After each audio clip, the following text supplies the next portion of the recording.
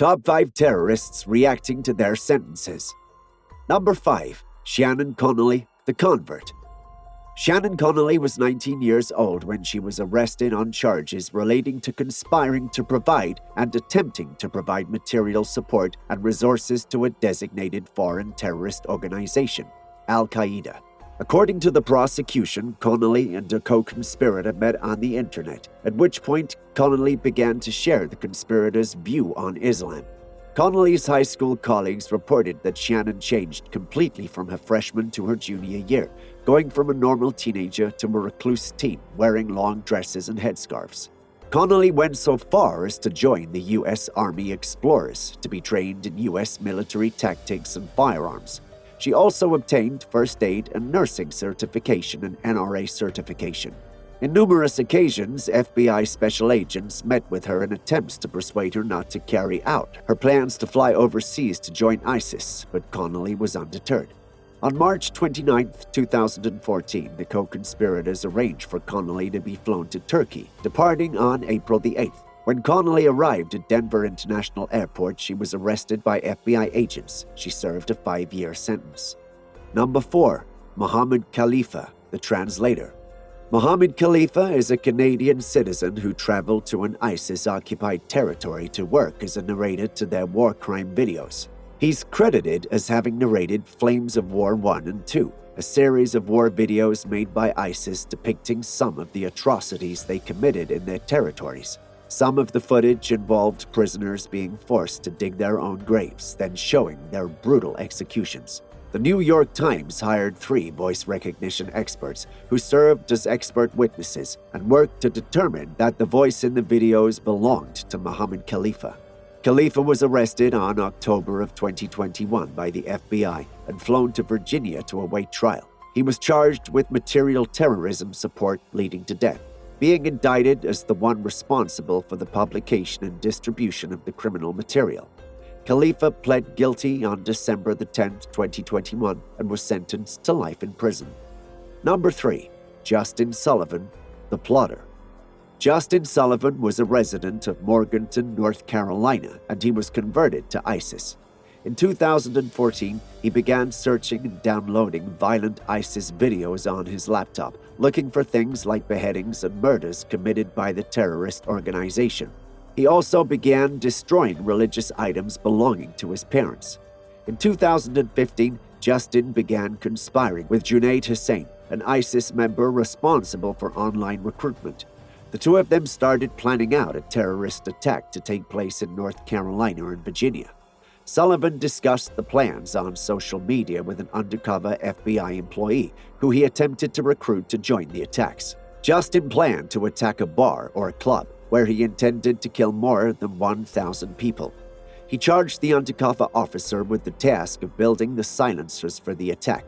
The officer built the silencer and sent it to Sullivan's home, where his mother opened the package. He took the silencer from her and hid it in his home. When Sullivan's parents confronted him about the silencer, Justin, believing they'd interfere with his plan, offered to compensate the undercover agent to kill them.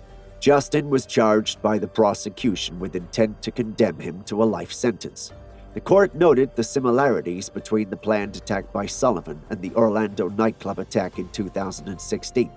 According to the court, however, Sullivan's plan was even more evil than the one carried out in Orlando, because Sullivan planned to use stealth equipment and mask himself to carry out the attack and, as he hoped, flee to attack again. Justin Nogin Sullivan was 21 years old when he was sentenced to life in prison for attempting to commit an act of terrorism transcending national borders. Number 2. Christopher Lee Cornell, the attempted bomber. Christopher Lee Cornell was 22 years old when he was sentenced to 30 years in prison for plotting, planning, and attempting an attack on government officials during the 2015 State of the Union address. He acted in the name of ISIS. Cornell began plotting the attack on August 2014, and all the way through to January of 2015, he continued to orchestrate the attack. Acting with the intent to further ISIS' cause, Cornell intended to aid the terrorist group both with his actions and with direct material help. The FBI kept a close watch on Cornell, and on January the 14th, 2015, he was arrested by the Joint Terrorism Task Force. After his arrest, he was still posting online, calling others to join him in the violent jihad, the Muslim holy war against the United States.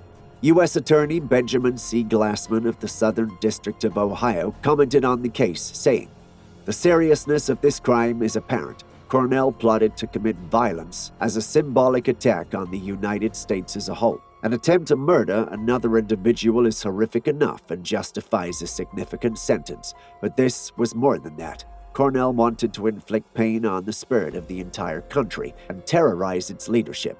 Today's sentence appropriately holds him accountable for that." Number 1.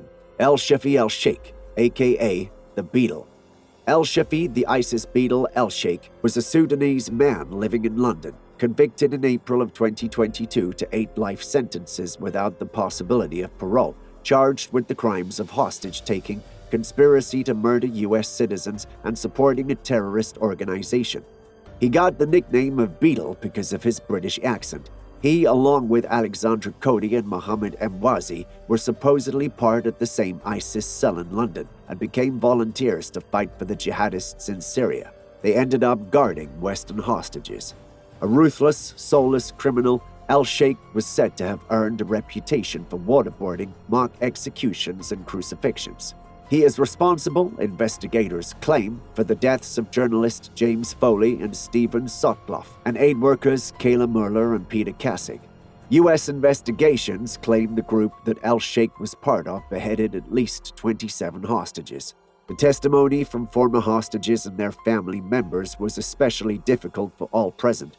The testimonies told of a cruel man, part of a criminal group, who seemed to take visceral pleasure in the torture he imposed on innocent civilians and hostages. The jury deliberated for less than 6 hours before sentencing Elsheikh to 8 consecutive life sentences without parole. To date, Elsheikh is one of the highest-ranking ISIS members to have been tried by U.S. law. After his sentence was read, Elsheikh declined the opportunity to speak, choosing instead to present one request. He didn't want to serve his sentence in ADX in Colorado, a supermax prison that provides a stricter level of control on its prisoners who were kept largely in solitary confinement. The stories of these people are some of the most gruesome, terrifying tales of religious extremism. There are no words to describe the pain that the families of their victims felt and still feel. What are your thoughts on these sentences? Do you think they got what they deserved? Let us know in the comments below.